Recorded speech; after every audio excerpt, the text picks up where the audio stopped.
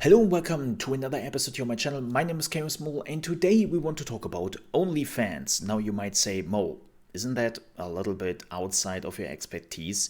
Well, not necessarily when you think about it, because I'm a content creator. If you're on OnlyFans, you're a content creator. Yes, my content differs very strongly from what is going on OnlyFans, but in the end, you are creating content and you hope that somebody consumes that content for whatever reason, right? So I think there is actually a good amount to talk about here. Also, if you're watching the video, there will be nothing really in the background because, well, I cannot even go on the website without getting into trouble. So we would just have my background here. You can minimize me if you want to. You can do something else. You just have to listen. But there's nothing really happening here in the background. And the point with OnlyFans, if you have missed it, let me give you a super quick update about what is going on. OnlyFans has announced yesterday that starting in October, they will not allow sexual explicit content anymore on the platform. What basically means no sex, right? Yes, nudes are fine and all that, but the moment it goes further than that, you are off the platform. And why they're doing it? Well, there are multiple reasons for this. One of the reasons they actually opened up to, and then some other reasons they didn't really mention because that would make them look bad. But the first reason they were pretty open about is funding. They need money. They want to grow and they need external money. Problem is, most companies have clauses in their contract that they are not supporting sexual explicit content, and that's a problem, right? That they're outright saying, nah, sorry, dude, we are not dealing in sex, not what we are doing, but they need money. So what they're hoping now to do is that nudes and all that is still fine, and they can get money out of this. Now, here's a problem. When your website is known for sexual explicit content and not just nudes, and you are taking that away, you will probably lose a big portion of, well, your consumers. They will go somewhere else. They will leave. And you will lose money. Which then again leads to investors looking at the money and being like, you want me you want me to invest in this shrinking company? No thanks. No, like, we are not interested in that. And that happens before. Like, one of the best like examples of this is Tumblr, right? Where they were pretty big in the adult content area, and then they said, no, we are not allowing that anymore. They lost basically over 30% of their users, and they lost so much value. They lost so much value and then basically got just sold for a few millions, where they were bought from another company for over $1 billion back in the day. They just destroyed themselves. And that's what OnlyFans is doing here. But you know what? I'm not really too much concerned about OnlyFans, to be honest. I'm really not. It's a company. I'm more concerned about the people who made their living there, and that was the way how they made money and how they felt comfortable, and that was taken away from them. And that wasn't really taken away just because of investors. It was also be taken away because basically people were rallying against OnlyFans and were like, people making money with sex, the most holy thing in humanity. Disaster. And it's like, what are you talking about? Like, no. That we are still living in a society where people are making sex as something super holy and which has to be done in secret and all that. It's like, oh, come on, man. Don't make people be ashamed of it. It's like, we are not living in the medieval ages anymore, right?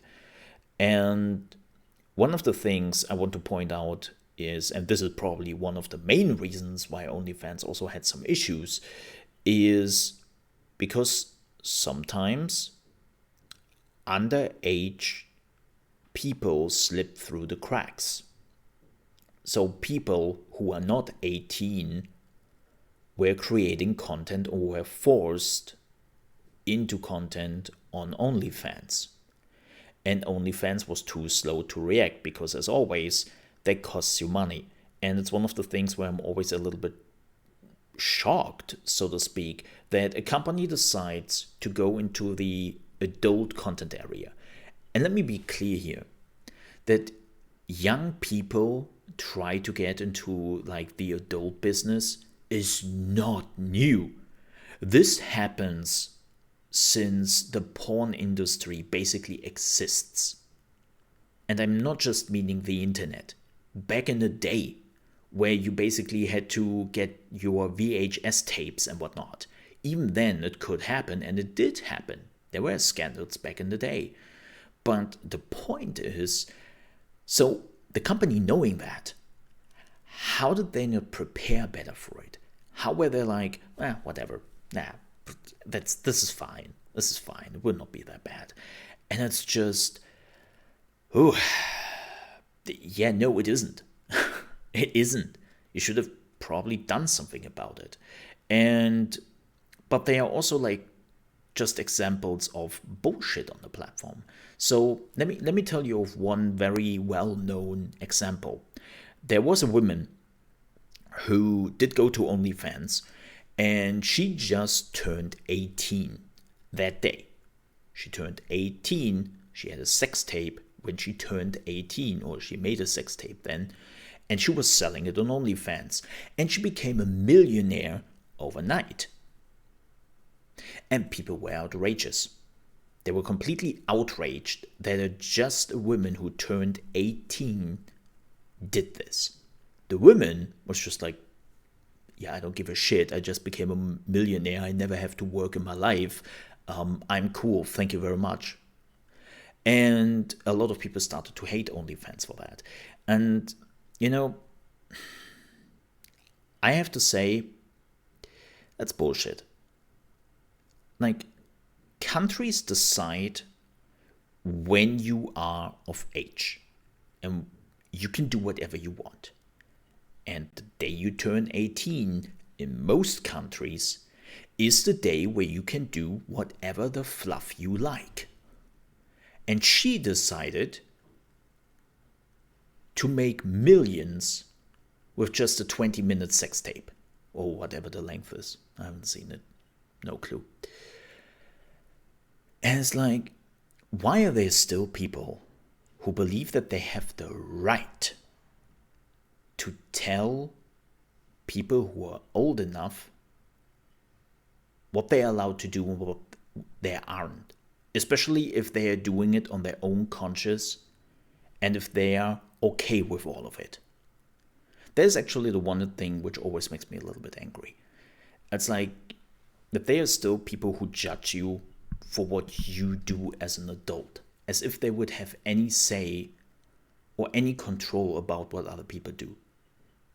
And the simple answer is, you don't. You just don't. But this unfortunately puts a lot of adult content creators into a very shitty situation.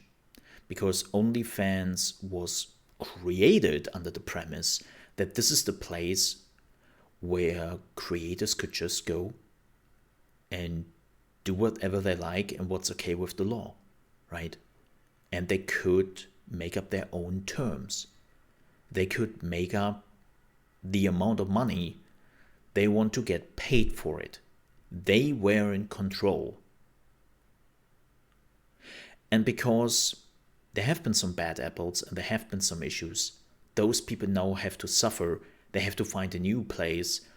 Or, well, if they don't find a new place, they have to do other things they really don't want to like.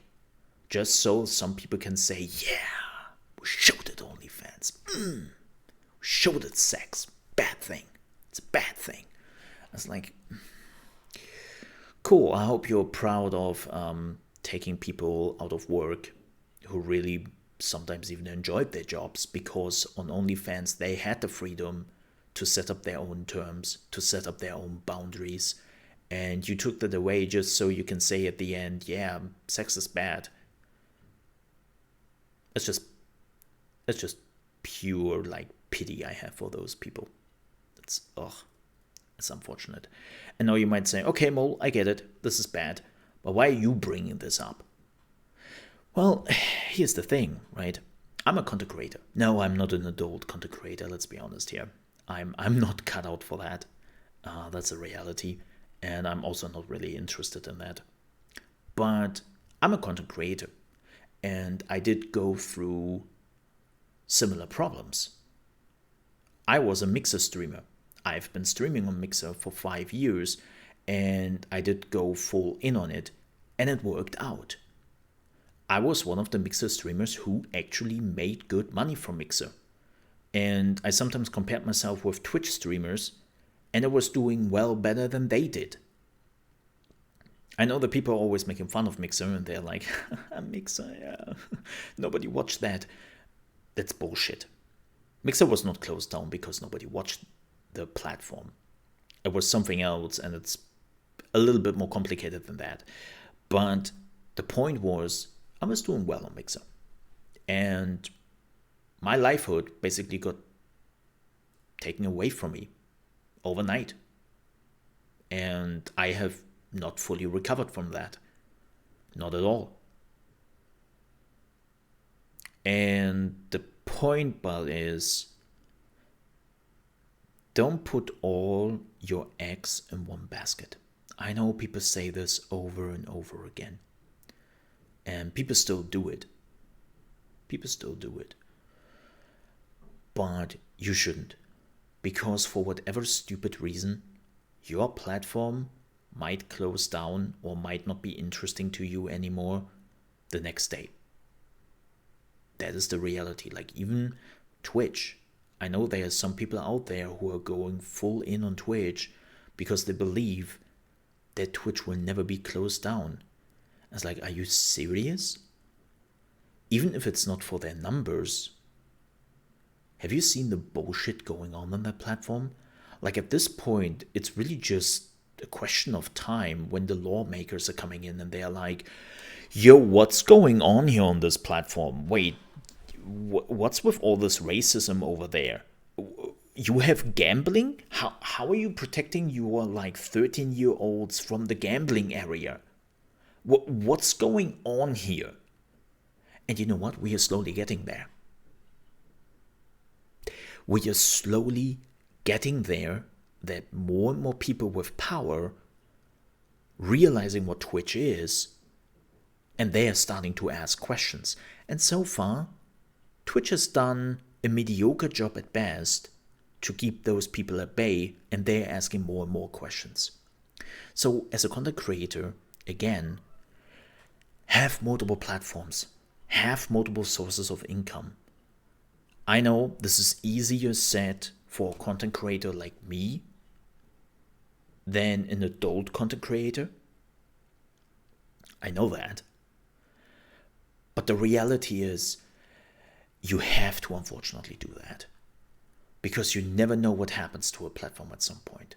And I do really feel for the people who are now having till October to pack up their things on OnlyFans and look for another place.